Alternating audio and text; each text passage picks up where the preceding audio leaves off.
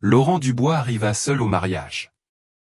Il se glissa à Eléapos, intérieur sans saluer personne, trouva une chaise à une table près du mur du fond, et Eséapos, assis comme Eséapos, il espérait que la pièce entière puisse oublier son existence. Sa posture était fermée, son regard fixé quelque part au-delà des centres de table, un endroit plus sûr que les visages qui Eléapos entouraient. Quand Camille Fournier entra avec un quart d'Eléapos, heure de retard, ses yeux balayèrent la salle une fois avant de se poser sur lui. Eséapos arrêta. Quelque chose dans sa manière de se tenir lui semblait familier, comme la reconnaissance d'Eléapos, une blessure que Eléapos on a autrefois portée. La salle de réception débordait de chaleur, de bruit et de Eléapos, intimité facile des gens qui étaient à leur place. À chaque table, des couples se penchaient Eléapos, un vers Eléapos, autre, leurs corps agencés selon la chorégraphie inconsciente de la vie à deux. Des mains sur le bas du dos, des doigts entrelacés sur les nappes blanches, le redressement délicat d'Eléapos, une cravate de travers. Laurent observait tout cela depuis son coin, son verre d'Eléapos, eau intacte, sa serviette encore pliée dans sa forme originelle. Une femme d'Eléapos, une soixantaine d'Eléapos, Anné Eséapos, approcha de sa table avec un sourire bienveillant, mais qui tomba à plat. Elle lui demanda si sa femme était en retard, si elle garait la voiture ou se refaisait une beauté aux toilettes. Laurent secoua la tête et dit, « Non, il est Enéapos, il y a que moi. » Eléapos, expression de la femme vira à un mélange de pitié et de confusion, et Eséapos, excusa rapidement, comme si sa solitude pouvait être contagieuse. Eléapos, heure qui suivit fut du même acabit. Un témoin du marié Eséapos, arrêta pour se présenter et demanda de quel côté de la famille Laurent venait. Laurent expliqua que Eléapos, il était un collègue du marié, qu'Eléapos, un du service comptabilité qui avait reçu une invitation plus par courtoisie que par réelle amitié. Le témoin hocha poliment la tête et passa son chemin, cherchant déjà du regard qu'Eléapos, un de plus intéressant à qui parler. À la table voisine, un groupe de demoiselles d'Eléapos, honneur riait de quelque chose sur un téléphone. Leur joie était naturelle, spontanée, le genre de joie qui vient quand on est entouré de gens qui vous comprennent. Laurent essaya de ne pas mesurer la distance entre leur rire et son silence, mais le calcul se faisait malgré lui. Un père dansait avec sa fille adolescente près de la piste de danse. La jeune fille levait les yeux au ciel devant ses mouvements démodés, mais souriait à travers ses protestations. La poitrine de Laurent se serra. Il plongea la main dans la poche de sa veste et toucha son téléphone, sentit le poids d'Eléapos, un message vocal non écouté qui attendait là depuis 3 heures. Manon avait appelé plus tôt dans Eléapos, après-midi, probablement pour lui souhaiter bonne chance ou lui rappeler de Eséapos, amusé. Eléapos avait pas encore écouté. Il ne pouvait se résoudre à entendre sa voix au milieu de tout ce bonheur qui Eléapos avait rien à voir avec lui. Il commença à calculer sa sortie. Les discours Enéapos avaient pas encore commencé, ce qui signifiait que la découpe de la pièce montée était au moins dans 1 heure, ce qui signifiait que Enéapos, il pouvait partir maintenant sans être techniquement impoli. Il pourrait envoyer une jolie carte au marié la semaine prochaine, Eséapos, excuser d'Enéapos, être parti tôt, prétexter une migraine ou une urgence professionnelle. Personne ne poserait de questions. Personne ne remarquerait. De Eléapos, autre côté de la salle, Camille Fournier remarqua. Elle avait trouvé sa propre place à une table près de la piste de danse, entourée de la famille élargie du marié. Ces Eléapos étaient des gens aimables qui Eléapos incluaient dans leur conversation et remplissaient son verre de vin sans que Eléapos elle ait à le demander. Mais elle ne cessait de regarder vers le coin où Laurent était assis seul. Elle ne connaissait pas encore son nom, ne savait rien de lui, sauf que Eléapos, il portait son corps de la même manière que Eléapos, elle avait porté le sien durant la pire année de sa vie, quand elle avait été si convaincue de sa propre invisibilité que Eléapos, elle avait cessé d'Eléapos, attendre que quiconque la voie. Quand Laurent commença à reculer sa chaise, se préparant à se lever, Camille prit une décision que Eléapos, elle ne comprenait pas entièrement. Eléapos excusa auprès de sa table, prit son verre de vin et se dirigea vers le fond de la salle où il était assis. Ses talons claquaient sur le parquet, chaque pas Éléapos, éloignant un peu plus de la sécurité des conventions sociales et la rapprochant d'Éléapos, un inconnu qui ne voulait peut-être aucune compagnie. Laurent leva les yeux quand elle approcha. Son regard portait la lassitude de quelque Éapos, un qui avait appris à Éapos, attendre au pire des Éapos, une attention inattendue, la certitude que toute approche était le prélude au rejet ou au jugement. Camille tira la chaise à côté de lui et Éapos, assis sans demander la permission. Pendant un instant, aucun des Éapos, ne parla. Le bruit de la réception continuait autour des Éapos, Toute cette joie, cette musique et ces rires, mais leur coin de la pièce était devenu silencieux, contenu comme une boule à neige que quelque Éapos, un aurait cessé de secouer. Camille rompit le silence la première. Elle dit que Éapos, elle avait remarqué que Éapos, il était assis seul, et avant que Éapos, il ne puisse offrir les dérobades habituelles, elle ajouta que Éapos, Hélène Éapos, était pas là pour y remédier ou pour meubler avec des banalités. Elle pensait juste que Éapos, il voudrait peut-être quelque Éapos, un à proximité qui est Éapos, allait pas lui demander où était sa femme. Laurent cligna des yeux. Cette franchise le prit au dépourvu. Il demanda comment elle savait que Éapos, il est Éapos, avait pas de femme, et Camille haussa les épaules. Elle dit que Éapos, elle est Éapos, en n'était pas certaine, mais que Éapos, elle reconnaissait la posture de quelque Éapos, un qui se préparait à cette question, quelque Éapos, un fatigué des Éapos, expliquait une absence que les autres traitaient comme un échec.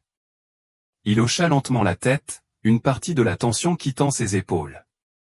Il admit que Éapos, il quittait généralement ce genre d'Éapos, événement avant que quiconque puisse Éapos, apitoyer sur son sort. Il dit que Éapos, il était plus facile d'Éapos, être oubliable que de devenir la personne dont tout le monde chuchotait au moment du dessert. Camille ne le contredit pas. Éapos offrit ni réconfort ni platitude sur le fait que Éapos, il méritait mieux. Elle se contenta d'Éapos, écoutait, ses yeux fixés sur son visage, et quelque chose dans cette constance le poussa à continuer de parler. Il lui dit que Éapos, il travaillait avec les chiffres, que Éapos, il passait ses journées à Éapos, assurer que les colonnes Éapos, équilibraient et que les budgets tenaient la route. Ces Éapos, était le genre de travail qui exigeait de la précision mais pas de présence. Ses collègues respectaient son travail mais pensaient rarement à lui en dehors du bureau. Cette invitation avait été une surprise. Honnêtement, il avait failli ne pas venir. Camille lui demanda pourquoi il était venu. Laurent réfléchit à la question plus longtemps que Éapos, elle ne le méritait probablement. Finalement, il dit que sa fille lui avait dit que Éapos, il devait commencer à être présent aux événements. Elle avait 13 ans, assez grande pour remarquer que son père passait la plupart de ses week-ends à la maison, assez jeune pour croire encore que cela pouvait changer. À la mention des Éapos, une fille, elle Éapos, expression de Camille changea légèrement. Pas de la pitié, quelque chose de plus proche de la reconnaissance. Elle demanda si sa fille était avec sa mère ce soir-là. Laurent secoua la tête. Juste avec une babysitter, dit-il. Sa mère Éapos, était plus dans le tableau. Depuis longtemps. Camille hocha la tête, mais Éapos, insista pas pour avoir des détails. Le silence qui suivit Éapos, était pas gênant. Il semblait mériter, d'Éapos, une certaine manière, comme Éapos, Éapos, était tout demi d'Éapos, accord pour cesser de prétendre que la conversation de surface était celle qui comptait. Autour d'Éapos, la salle continuait sa célébration. Les verres Éapos, entrechoquaient. Éapos, oncle de quelque Éapos, fit un discours qui Éapos, éternisa. Les mariés se donnèrent une bouchée de la pièce montée avec un soin exagéré tandis que les appareils photo crépitaient. Rien de tout cela Éapos, atteignait la bulle de quiétude où Laurent et Camille étaient assis ensemble. Camille dit alors quelque chose qui les surprit tous les deux. Elle dit que Éapos, il ne lui donnait pas Éapos, impression d'Éapos, être une vaguelette.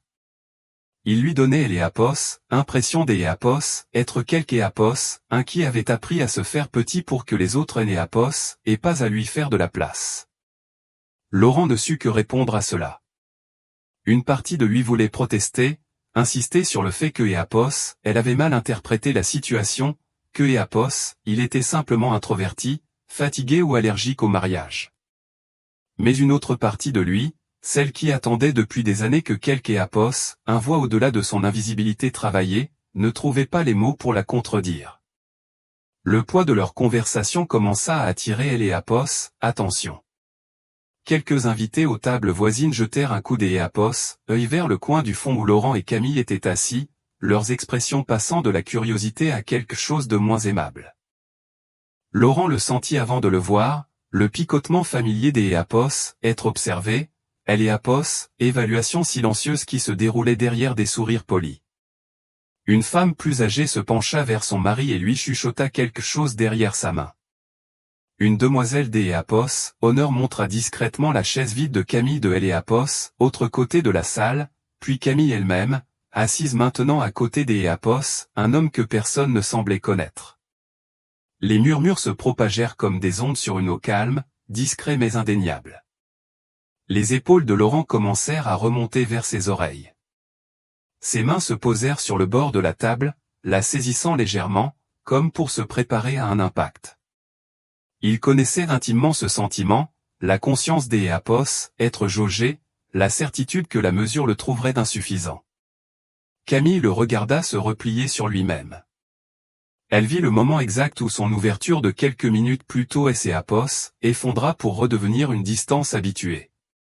Ses réponses devinrent plus courtes. Son regard tomba sur la nappe. Eapos, homme qui venait de lui parler de sa fille se retirait derrière un mur que Eapos, elle pouvait presque voir. Les jugements autour d'Eapos, Eapos, étaient pas prononcés à voix haute, mais ce Eapos, était pas nécessaire. Laurent pouvait les lire dans la manière prudente dont les gens évitaient de le regarder directement. Dans la légère pause avant que la femme du témoin ne sourit dans leur direction, dans Eapos, évaluation rapide qui concluait que Eapos, Eapos, avait pas sa place ici, que Camille Eapos, était en quelque sorte égaré de sa juste place en Eapos, asseyant à ses côtés. Il repoussa légèrement sa chaise, créant une distance avant même de se lever. Il dit à Camille que Eapos, avait été un plaisir de la rencontrer. Dit que Eapos, elle devrait probablement retourner à sa table avant que les gens ne commencent à poser des questions. Sa voix était désinvolte mais définitive. Pratiqué dans Eapos, art de partir avant d'Eapos, être laissé. Camille ne bougea pas. Elle lui demanda Eapos, il voulait vraiment partir ou Eapos, il pensait simplement que Eapos, il le devait. Laurent Eapos, arrêta. La question était trop précise, visant quelque chose que Eapos, Eapos, était pas prêt à examiner. Il dit que ce que Eapos, il voulait Eapos, avait pas d'Eapos, importance. Il dit que Eapos, il avait appris il y a longtemps que le plus beau cadeau que Eapos, il pouvait faire à Eapos, importe quelle réunion était son absence. Camille sentit quelque chose bouger dans sa poitrine. Pas de la pitié, de la frustration, peut-être. La frustration particulière qui vient en regardant quelque Eapos, accepter un verdict que Eapos, il ne devrait pas avoir à accepter.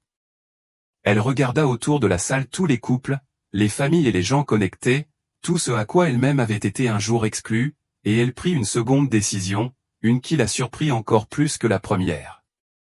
Elle dit à Laurent d'Eapos, attendre, non pas comme une demande, mais comme quelque chose de plus proche d'Eapos, une instruction. Avant que Eapos, il ne puisse répondre, Camille repoussa sa chaise et se leva. Elle lissa sa robe une fois, prit une profonde inspiration et commença à marcher vers Eapos, avant de la salle où la table du DJ tenait un micro que personne Eapos utilisait actuellement. Laurent la regarda partir, la confusion et Eapos, effroi se mélangeant dans sa poitrine. Il ne comprenait pas ce que Eapos, elle faisait, ne comprenait pas pourquoi elle attirait davantage Eapos, attention sur une situation qui en avait déjà trop attiré. La salle sembla sentir que quelque chose allait se passer. Les conversations baissèrent d'Eapos, un ton, les têtes se tournèrent. Le DJ leva les yeux de son ordinateur portable alors que Camille approchait, sa démarche assurée, son expression calme mais déterminée. Elle demanda à emprunter le micro, dit que Éapos, elle avait juste besoin des Éapos, un moment, juste quelques mots, quelque chose de personnel. Le DJ hésita, jeta un coup des Éapos, œil vers la table des Éapos, honneur où les mariés, Emma et Hugo, étaient assis. Le marié haussa les épaules et hocha la tête, plus curieux que Éapos, inquiet.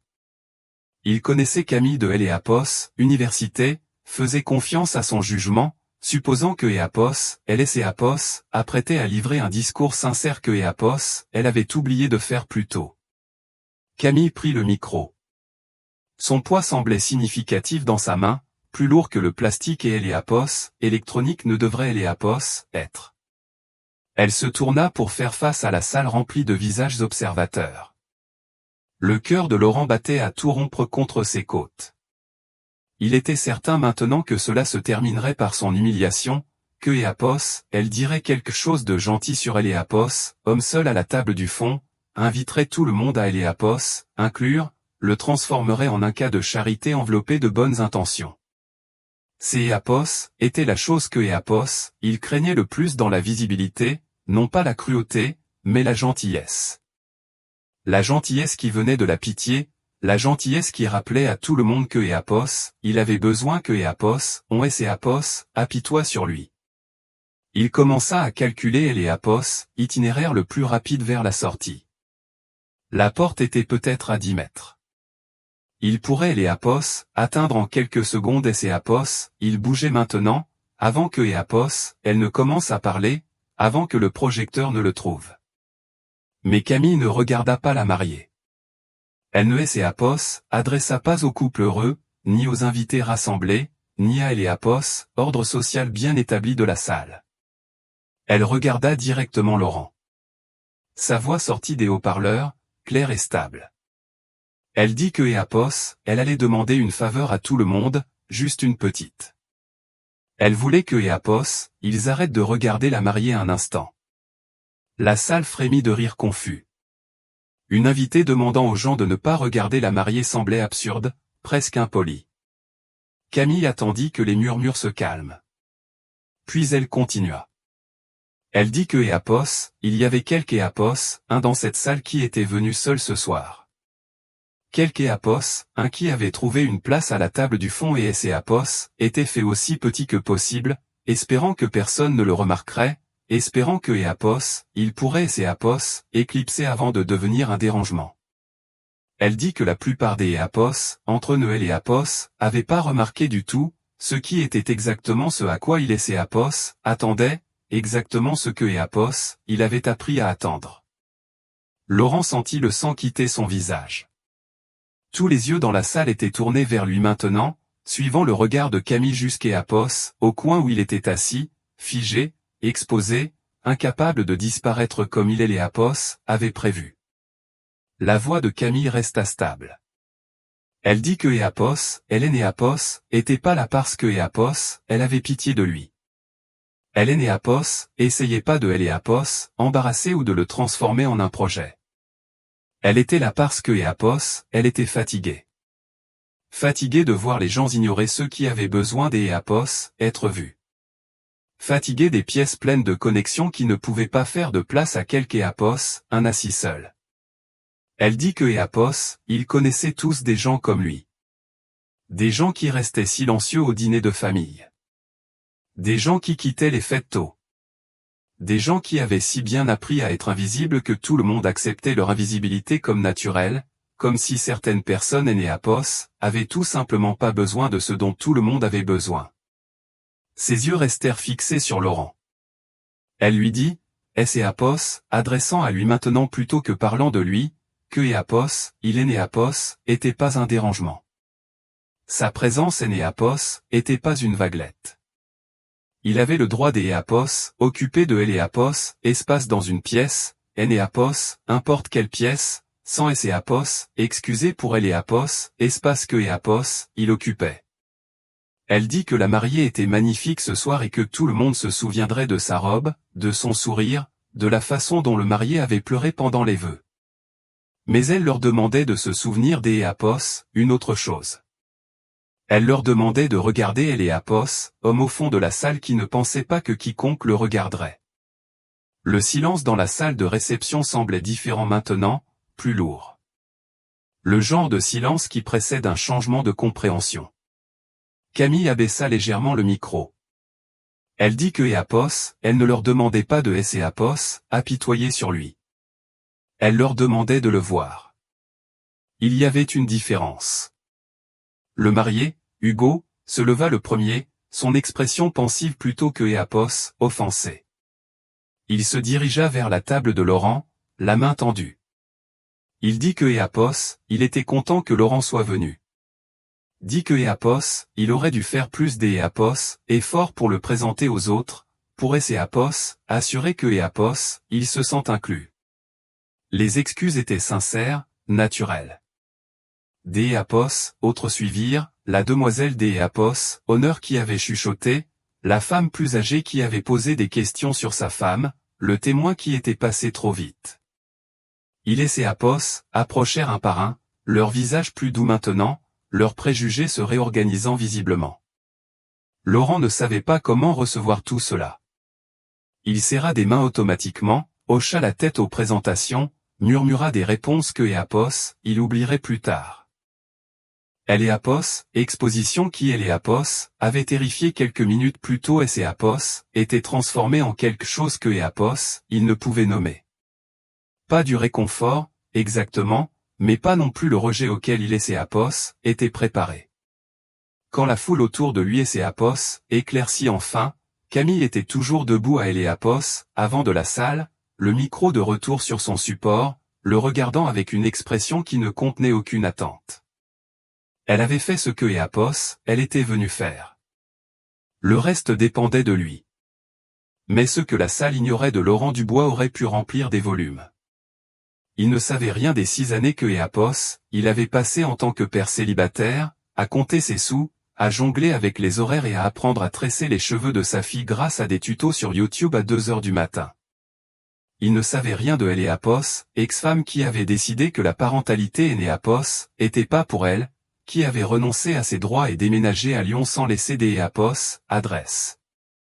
Il ne savait rien des nuits où Laurent restait éveillé avec Manon pendant les fièvres et les cauchemars, ni des matins où il préparait des paniers repas avec des mots cachés à elle et intérieurs, de petites affirmations que sa fille faisait semblant de trouver embarrassantes mais que elle gardait dans une boîte sous son lit. Camille en connaissait une partie. Pas les détails, mais la forme du poids que il portait. Elle était sa voisine depuis 8 mois maintenant, vivant dans elle et appartement juste en dessous du sien. Elle entendait ses pas tôt le matin, réguliers et déterminés, se déplaçant entre la cuisine, la salle de bain et la chambre de sa fille. Elle et entendait aider Manon avec ses devoirs à travers les murs fins, patient lorsque le même problème de maths devait être expliqué pour la 3e fois. Elle et entendait chanter parfois tard le soir, après que Manon se soit endormie, de vieilles chansons françaises des années 80 que son propre père avait aimées. Debout à elle et avant de la salle de réception, Hélène et avait pas prévu ce que elle allait dire ensuite, mais les mots vinrent quand même, comme et ils avaient attendu le bon moment. Elle dit à la salle que elle connaissait elle et homme que il regardait, mais pas de la manière que il supposait probablement. Hélène et était pas sa petite amie, ni son rencard, ni même une amie proche. Elle était sa voisine, la femme de elle et appartement du dessous qui entendait sa vie à travers le plafond. Elle leur parla du matin où elle et ses étaient enfermés dehors et où il avait passé 40 minutes sur un balcon froid, à glisser une carte de crédit empruntée dans sa serrure jusqu'à ce que la porte cède enfin. Elle leur parla de la fois où sa voiture et avait pas démarré, et où il était apparu avec des câbles de démarrage avant même que Hélène et ait appelé à elle et aide. Sa fille, assise sur la banquette arrière avec un livre, déjà habituée à ce que son père interrompe sa journée pour elle et urgence de quelque un des autre. Elle leur parla de la pièce de théâtre de elle et école à laquelle elle avait accidentellement assisté, ayant acheté un billet sans se rendre compte que ses était un spectacle pour enfants. Comment elle et ses étaient assises dans le public, entourées de parents et de grands-parents, se sentant stupides et déplacées, jusqu'à ce que elle repère Laurent 3 rangs devant, regardant sa fille prononcer sa seule ligne de dialogue avec la concentration des Éapos, un homme assistant à un événement historique. Comment, après le spectacle, Manon avait couru vers lui en premier, avant tous ses amis, et comment il et l'Éapos avait soulevé sur sa hanche, même si elle était techniquement trop grande pour ça, et lui avait dit que Éapos, elle avait été magnifique. La salle écoutait différemment maintenant, non pas avec curiosité ou jugement, mais avec Éapos, attention particulière que les gens accordent aux histoires qui comptent. Camille dit que Éapos, elle ne leur racontait pas ces choses pour embarrasser Laurent. Elle le faisait parce que Éapos, elle avait besoin que Éapos, ils comprennent que Éapos, homme qui est Éapos, était fait petit ce soir, Éapos, homme qui se préparait à partir avant la première danse, était le même homme qui Éapos, avait jamais, pas une seule fois, fait en sorte que sa fille se sente petite. Le même homme qui remarquait quand sa voisine âgée luttait avec ses courses et trouvait toujours une raison d'Éapos, être dans le couloir au moment exact. Le même homme qui avait passé 6 ans à être invisible pour que les gens que Éapos, il aimait puissent être vus. Laurent sentit la vérité de ces paroles atterrir dans sa poitrine comme quelque chose de lourd tombant dans une eau calme. Éapos avait jamais pensé à ses choix de cette façon. Éapos avait jamais considéré que son invisibilité pourrait être une forme de sacrifice plutôt que Éapos, une honte. Il faisait simplement ce qui devait être fait. Prenait soin de ceux qui avaient besoin de soins. Disparaissait quand disparaître était le chemin le plus facile. Mais assis là, entendant une femme que Éapos, il connaissait à peine décrire les contours de sa vie à une salle pleine d'Éapos, étrangers, il commença à se demander si Éapos, il ne Éapos, était pas raconté la mauvaise histoire depuis le début. La salle attendait, non pas plus d'Éapos, explication, mais Laurent lui-même. On leur avait brossé le portrait de quelque Éapos, un qui valait la peine d'Éapos, être vu, et maintenant il voulait le voir se voir lui-même. Le choix lui appartenait. Il pouvait rester assis, accepter Éapos, attention comme une aberration momentanée, attendre que le projecteur revienne sur la mariée où était sa place. Il pouvait remercier Camille plus tard pour sa gentillesse, puis redevenir exactement celui que Éapos, il avait toujours été, petit, prudent, oubliable par dessein. Où il pouvait se lever. La pensée le terrifiait.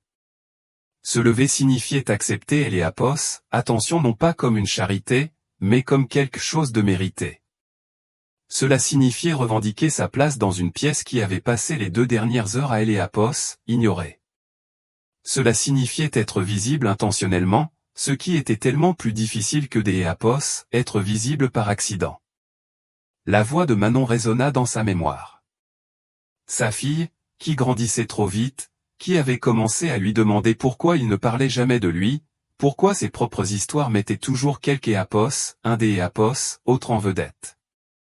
Elle lui avait dit avant que Éapos, il ne parte pour le mariage que Éapos, elle voulait que Éapos, il lui raconte tout à son retour. Tout, avait-elle dit. Même les parties ennuyeuses. Surtout les parties ennuyeuses. Laurent repoussa sa chaise. Le grincement des pieds en bois sur le parquet sembla incroyablement fort. Dans le silence attentif, il se leva. Il ne se dirigea pas vers Éapos, avant de la salle où Camille avait rendu le micro. Il resta juste là, à sa table du fond, dans son costume ordinaire, avec son visage ordinaire que personne Éapos avait pensé à remarquer. Il se tint debout et se laissa voir. Sa voix sortit plus basse que Éapos, il ne Éapos, y attendait, mais assez stable. Il dit que Éapos, il Éapos, était pas sûr de quoi dire. Il dit que Éapos, il avait passé la plus grande partie de sa vie à Éapos, entraîné à être ignoré, et que Éapos, il découvrait que Éapos, être regardé était plus difficile que Éapos, il ne le pensait. Quelques personnes rirent. Pas de lui. Avec lui. La distinction semblait importante. Il dit que Éapos, il avait une fille à la maison, 13 ans, déjà plus intelligente que lui, bien que Éapos, elle ait encore parfois besoin d'Éapos, aide pour les divisions à plusieurs chiffres. Il dit que Éapos, elle était la raison pour laquelle il était venu ce soir, même Éapos, il avait voulu rester à la maison. Elle lui avait dit que Éapos, il devait commencer à être présent aux événements. Il dit que Éapos, il apprenait encore ce que, être présent, signifiait vraiment. Il ne leur parla pas des années de lutte, de Éapos, ex-femme absente, ou du désespoir silencieux qui le tenait parfois éveillé jusqu'Éapos, à 3 heures du matin. Ce Éapos, était pas leur histoire à entendre. Mais il leur donna assez de lui-même pour rendre la forme de sa vie visible. Camille retourna à la table. Elle ne se tint pas devant lui ou à côté de lui. Elle se tint près de la chaise que Éapos, elle avait occupée plus tôt, à la hauteur de son épaule, présente sans protéger. Une égale, pas une gardienne. Laurent la regarda. Il dit « Merci ». Et les mots contenaient plus que de la gratitude. Ils contenaient de la surprise, de la confusion et quelque chose qui pourrait devenir de Éapos, espoir si on lui en laissait le temps. Camille hocha la tête. Elle dit que Éapos, il est Éapos, y avait pas de quoi. Puis elle et Éapos, assis, reprit son verre de vin et but une gorgée. Comme si rien de remarquable ne Éapos était produit, comme si défendre les personnes invisibles dans des salles bondées était simplement ce que Éapos, importe qui ferait un samedi soir. Le DJ fut le premier à se reprendre. Il annonça que la prochaine chanson était pour les jeunes mariés, les invita à revenir sur la piste de danse, et la salle expira dans un semblant de normalité. Le moment était passé. La vie continuait, mais le courant de la soirée avait changé. Quand Laurent se dirigea vers le bar pour un verre que Éapos, il et Éapos, avait pas prévu de commander, 2 personnes et Éapos, écartèrent pour lui faire de la place. Quand il retourna à sa table, la femme plus âgée qui avait posé des questions sur sa femme et Éapos, arrêta pour se présenter correctement, pour apprendre son nom et Éapos, en souvenir. Quand le lancer de bouquet eut lieu et que les femmes célibataires se rassemblèrent en un groupe rieur, quelque Éapos, fit une blague sur le fait que ces Éapos étaient autour des hommes célibataires, et ils regardèrent vers Laurent avec inclusion plutôt que Éapos, avec pitié. Il et Éapos, était pas le centre de Éapos, attention. Il ne voulait pas Éapos, être. Mais il avait cessé d'Éapos, être invisible, et la différence était plus grande que Éapos, il ne Éapos, avait jamais imaginé. La réception continua pendant encore 2 heures, remplie de danses, de gâteaux et de la progression habituelle des rituels de mariage. Laurent resta pour tout. Il ne se cacha pas aux toilettes ni Éapos, inventa une réunion matinale. Il resta assis à sa table du fond, accepta quelques présentations supplémentaires, et regarda la célébration avec un sentiment qui ressemblait presque à de Éapos, appartenance. Camille retourna à sa table des Éapos, origine, finalement accaparée par la famille du marié qui la voulait pour des photos et des commérages, mais elle revint 2 fois de plus avant la fin de la soirée, lui apportant une part de gâteau que Éapos, il et Éapos, avait pas demandé, prenant de ses nouvelles sans être envahissante. Leur conversation était légère, superficielle, le genre des Éapos, échange facile vers lequel les gens qui ont partagé quelque chose des Éapos, inattendus se replient souvent par la suite. Quand la fête commença enfin à se disperser, quand les oncles et tantes commencèrent à rassembler leurs manteaux et à appeler des taxis, Laurent trouva Camille près de la porte. Elle enfilait une veste qui Éapos, allait pas tout à fait avec sa robe, des chaussures plates remplaçant les talons que Éapos, elle avait dû cacher quelque part. Il lui demanda si elle voulait prendre Éapos, Pas une proposition. Pas même vraiment une invitation, juste la reconnaissance que la nuit Éapos était pas tout à fait terminée. Que quelque chose avait commencé entre eux qui méritait plus que Éapos, un signe de la main dans une file de sortie bondée. Camille considéra Éapos, offre. Puis elle hocha la tête. Ils sortirent ensemble dans le froid de novembre. Le domaine donnait sur un petit jardin, vide maintenant, ses fleurs d'Éapos étaient depuis longtemps fanées en tiges brunes. Des guirlandes lumineuses pendaient entre des arbres nus, projetant des motifs doux sur le chemin de gravier. Le bruit de Éapos, intérieur et Éapos, estompa en un fond sonore étouffé. Laurent expira lentement. Il dit que Éapos, il et Éapos, était pas sûr de quoi dire. Il dit que Éapos, elle avait fait quelque chose de remarquable à Éapos, intérieur, quelque chose que Éapos, il et Éapos, avait pas su demander, et il ne comprenait toujours pas entièrement pourquoi. Camille haussa les épaules. Elle dit que Éapos, elle ne le comprenait pas entièrement non plus. Elle et Éapos avaient juste vu se préparer à disparaître, et quelque chose en elle avait refusé de laisser faire. Elle dit que Éapos, elle savait ce que ça faisait des Éapos, être ignoré, des Éapos, être la personne que les yeux de tout le monde balaient sans Éapos, arrêter. Elle dit que Éapos, elle avait passé des années à apprendre que Éapos, elle méritait mieux que ça, et le voir accepter moins avait été insupportable. Ils marchèrent un moment en silence. Le froid mordait leur peau exposée, mais aucun ne suggéra de rentrer. Laurent finit par dire que Éapos, il ne Éapos, était pas attendu à ce que cette soirée change quoi que ce soit.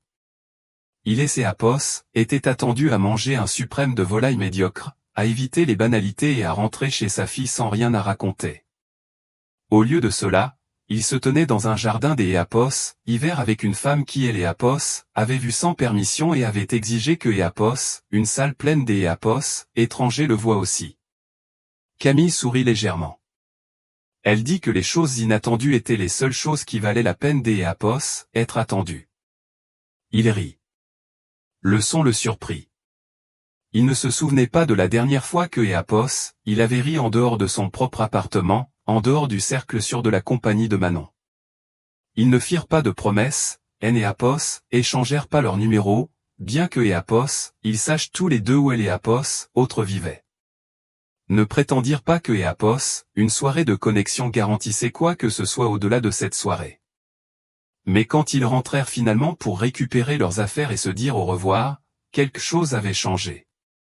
La porte que Éapos, ils avaient ouverte ne se refermerait plus complètement.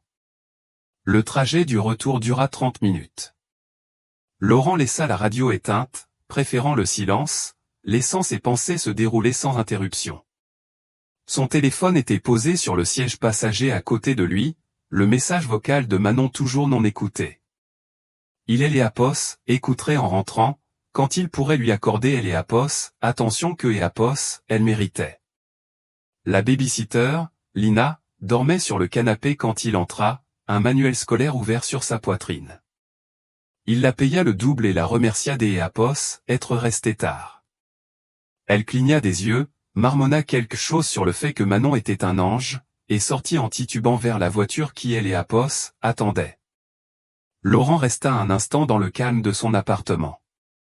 La lumière sous la porte de Manon lui indiqua que Éapos, elle était encore réveillée, lisant probablement avec une lampe de poche sous ses couvertures, comme elle le faisait toujours quand elle savait que Éapos, il rentrerait tard.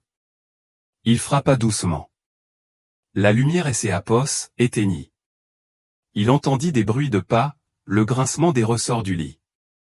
Puis la porte Éapos, ouvrit pour révéler sa fille en pyjama, essayant très fort de paraître comme si elle dormait depuis des heures. Elle demanda comment était le mariage. Sa voix était désinvolte, mais ses yeux cherchaient quelque chose sur son visage, une preuve que la soirée avait valu la peine de quitter la maison. Laurent réfléchit à la question. Il pensa à la chaise vide, aux regards insistants des invités, et à la femme qui avait refusé de le laisser disparaître. Il pensa au fait de Éapos, être levé quand chaque instinct lui disait de rester assis. Il pensa à la façon dont une salle pleine d'Éapos, étrangers Éapos, avait regardé, vraiment regardé, et à ce que cela faisait d'Éapos, être vu. Il dit à Manon que Éapos, il lui raconterait tout le lendemain matin, surtout les parties ennuyeuses.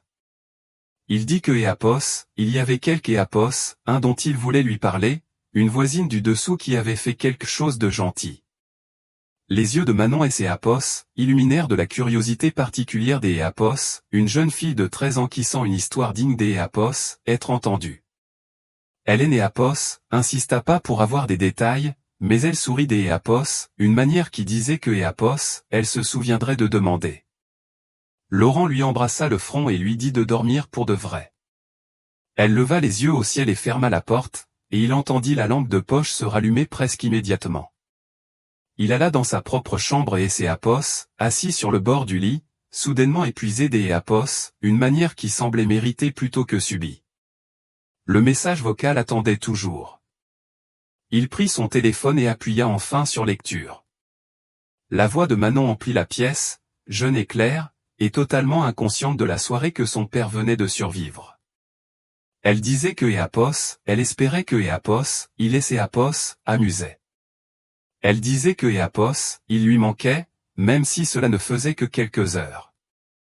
Elle disait que Éapos, elle avait laissé quelque chose dans la poche de sa veste, une surprise pour plus tard, et que Éapos, il devrait le trouver quand il en aurait l'Éapos, occasion. Laurent plongea la main dans sa veste et en sortit un morceau de papier de cahier plié. À Éapos, intérieur, de Éapos, écriture soignée de Manon, une seule phrase. Tu mérites que Éapos, on te voit, papa. Il fixa les mots pendant un long moment. Puis il plia soigneusement le papier, le posa sur sa table de chevet, et laissa Éapos, épuisement Éapos, emporter enfin. Le lendemain matin arriva, gris et froid, ordinaire en toute apparence. Laurent prépara le petit déjeuner pendant que Manon se plaignait de Éapos, absence de pépites de chocolat dans ses crêpes. Ils mangèrent ensemble à la petite table de la cuisine, la même table où ils avaient partagé 1 millier de repas sans histoire, et Manon demanda enfin des nouvelles du mariage. Il lui raconta, pas tout, mais les parties importantes, comment il avait failli partir tôt, la femme qui est Éapos, était assise à côté de lui, le discours qui avait changé la température de la pièce.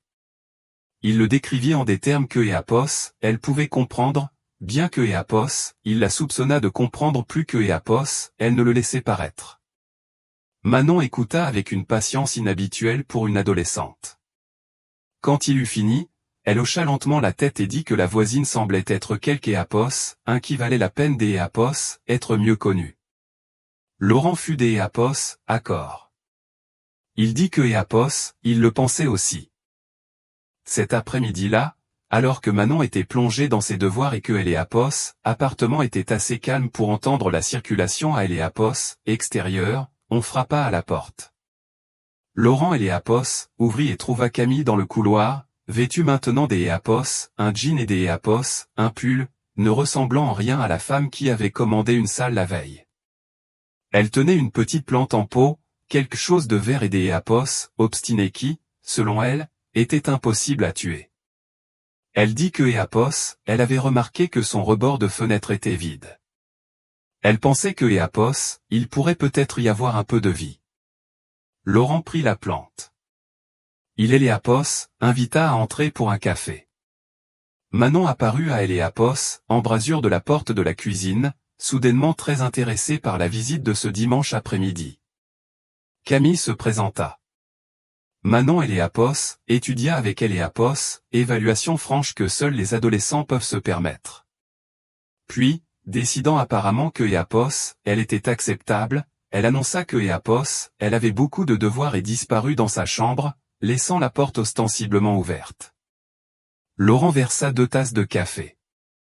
Il et Éapos assirent à la table de la cuisine où sa fille et lui avaient pris leur petit déjeuner ce matin-là. La conversation était différente maintenant de celle du mariage. Plus simple, plus ordinaire.